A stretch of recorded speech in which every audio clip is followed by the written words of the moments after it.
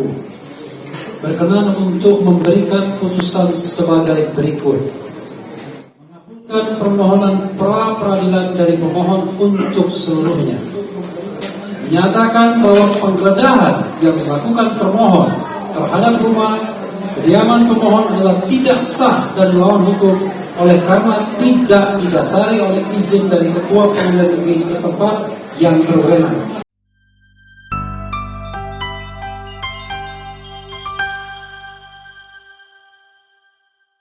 Bismillahirrahmanirrahim. Assalamualaikum warahmatullahi wabarakatuh. Waalaikumsalam Waalaikumsalam warahmatullahi wabarakatuh. Pertama, pandangan hukum saya terhadap pra-peradilan ini bahwa ini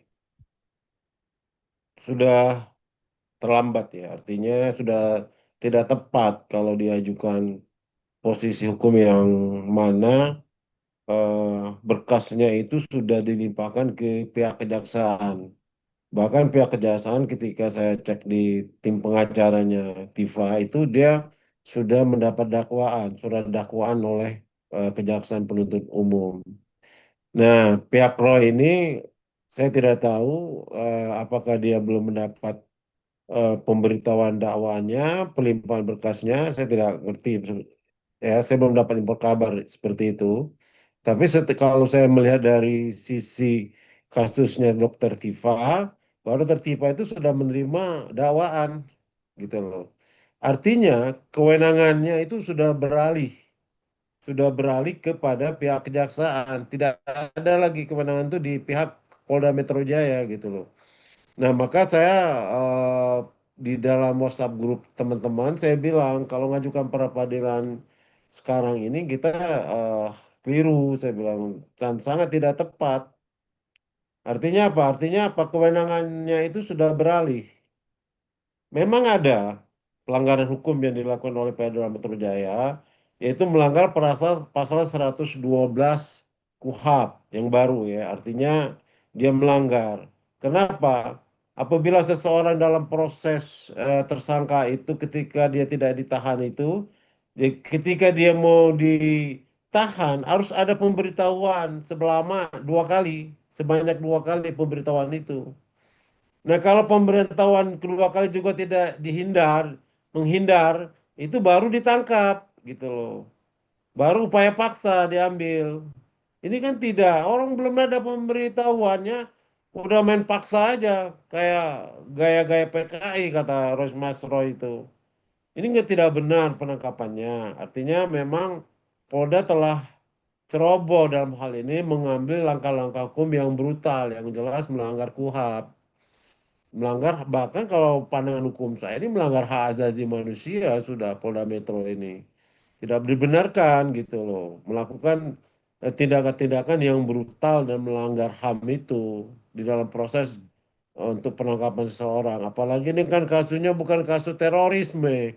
Kalau kasus terorisme bolehlah bawa pasukan segala macam. Ini bukan orang mengkritisi kok.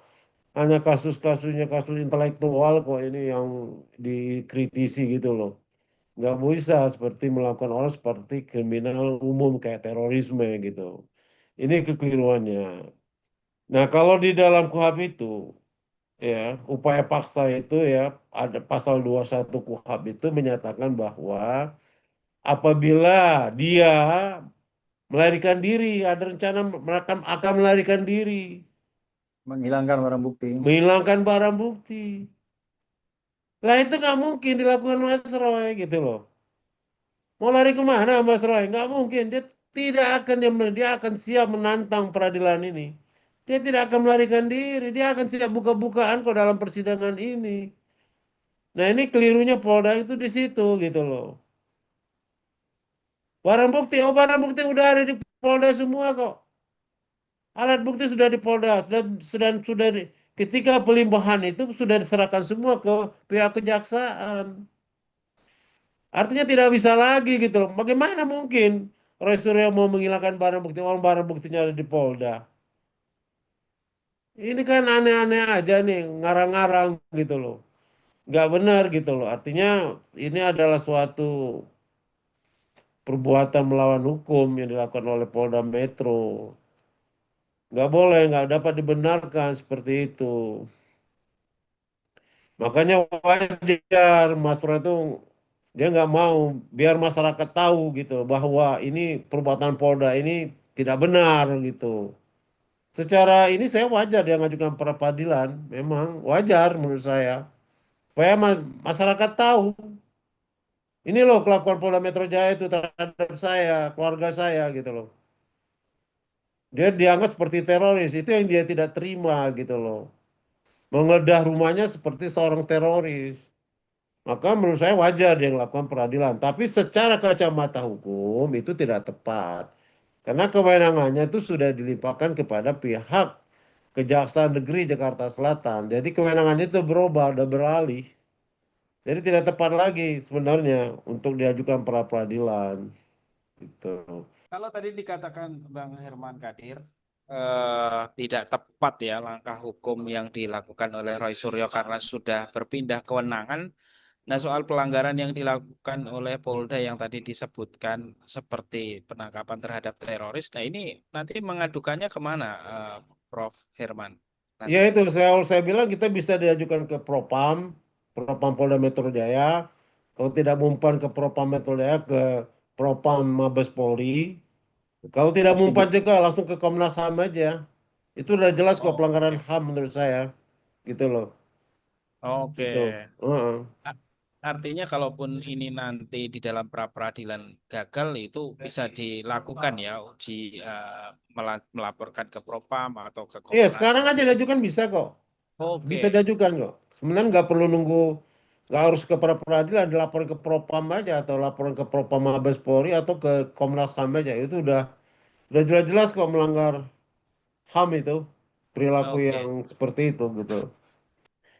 Oke, HAM-nya oke. itu melanggar pasal 17 Undang-Undang Nomor 39 Tahun 1999 tentang HAM dan pasal 33 Undang-Undang 45 itu undang-undang yang dilanggar oleh Polda Metro Jaya. Nah, untuk proses persidangannya itu kalau mau ingin dikabulkan ya, istilahnya pra peradilan ini harus ingin dikabulkan harus ada alat bukti ya. Alat bukti ini yang pertama tentang video atau CCTV di rumah itu gitu loh. Itu harus dilampirkan dan dilihatkan oleh ke pihak majelis hakim tuh bukti-bukti itu. Kalau mau ingin dikabulkan. Jadi saksinya istrinya Roy itu saksinya itu. Atau asisten rumah tangganya boleh, tetangganya yang melihat-lihat juga boleh jadi saksi itu semua. Kedua diminta berita acara penangkapannya itu diambil sebagai alat bukti juga. Nah, itu alat buktinya itu harus ada. Jam berapa dia nangkap, kapan dia nangkap, di mana penangkapannya gitu loh. Kedua ada surat perintahnya, surat perintah penangkapan itu harus ada juga diminta itu, harus lengkap itu. Kalau itu kurang sulit untuk dikabulkan pra peradilannya itu. Ya, itu pertama. Nah, pandangan hukum yang kedua tentang masalah pasal-pasal yang diterapkan di persidangan nanti. Ini setelah saya baca dakwaan Dr. Tifa, itu melanggar undang-undang IT kebanyakan. Memang saya lihat jaksa mengambil eh, yang tertinggi, pasal-pasal yang tertinggi yaitu di pasal 32 ya, undang-undang IT dan pasal 35. 345 ada pasal 35. 28 gitu loh. Itu ancaman pidananya di atas 10 tahun, 12 tahun kalau pasal 32 8 tahun. itu. Ini 8 berbahaya tahun. sekali buat Roy dan Tifa. Artinya memang kepolisian dari awal sudah mau menerapkan pasal undang-undang IT ini. Nah, dari sisi hukum, pandangan hukum saya, kalau undang-undang IT ini yang diterapkan, artinya dia masuk delik umum, delik khusus, bukan delik aduan lagi. Betul. Artinya pihak kepolisian berhak untuk melakukan penangkapan, penahanan, mendakwa tanpa ada laporan pun bisa diambil langkah hukum oleh pihak Polda Metro Jaya sebenarnya dengan kalau menerapkan pasal-pasal ini gitu loh. Karena dia masuk delik eh, khusus atau delik umum gitu ya. Nah, sementara delik aduannya tidak begitu dominan diterapkan dalam pasal ini. Itu dari pasal dakwaan pertama, dakwaan kedua, sama dakwaan ketiga. Itu undang-undang IT semua itu. Artinya ada desain. Kalau menurut analis hukum desain Jokowi tidak hadir. Kenapa? Karena Jokowi tidak hadir, dia tidak akan melanggar hukum karena ada delik umum.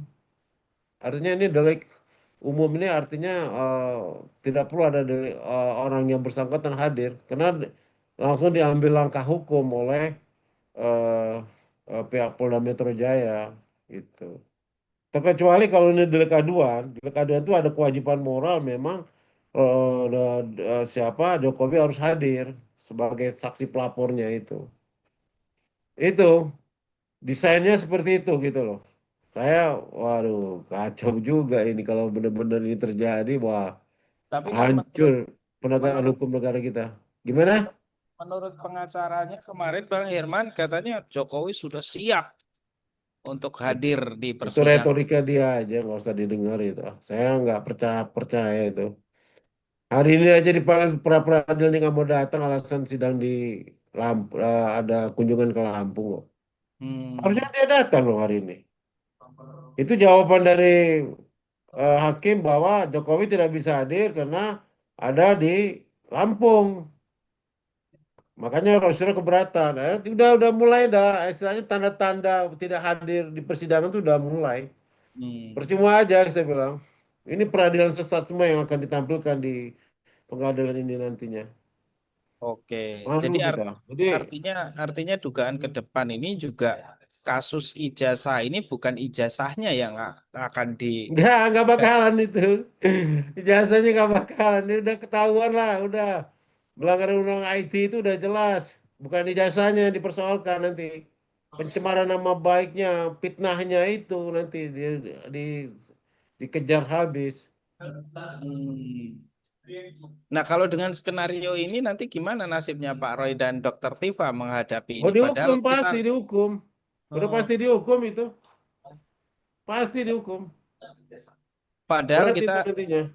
padahal kita masyarakat ini kan sebenarnya yang diinginkan di dalam persidangan ini kan bagaimana membongkar habis dan Iya, mendapatkan jadi kepastian soal maksud ijazah saya, kalau memang mau fair dalam persidangan itu, ya kan, ijazah itu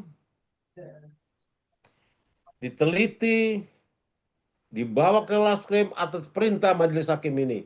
Mau nggak? Itu baru benar. Majelis Hakim Perkara Roy Suryo Dr. Tifa ini meminta Laboratorium Kriminal Polri atau Laboratorium Mabes Polri, UI atau Laboratorium Fakultas Kedokteran UI meneliti ini.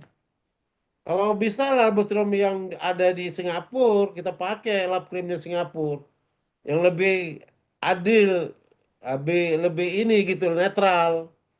Jangan pakai laboratorium Mabes Polri yang tidak netral itu. Itu kalau memang mau benar ya, mau benar pemeriksaan benar itu, harus seperti itu dilakukan. Yang pertama atas perintah majelis hakim yang mengadili Dr. Tipa sebagai tersangka, Dr. Roy sebagai tersangka. Itu harus perintah itu untuk meneliti hasil lab krim atar ijazah Jokowi. Ya, yang kedua, laboratorium kriminal Polri yang dicari laboratorium kriminal yang netral, ya. Bisa kita pakai Singapura yang terdekat, Malaysia, ya, atau Thailand, itu yang terdekat. Atau setidaknya yang paling ini ya, pakai laboratorium kriminal yang ada di UI. UI itu punya laboratorium, Fakultas Kedokteran itu punya laboratorium, pakai itu aja. Apain lagi gitu loh. Jangan pakai Mabes Polri yang sudah jadi anggota termul semua, kan repot itu.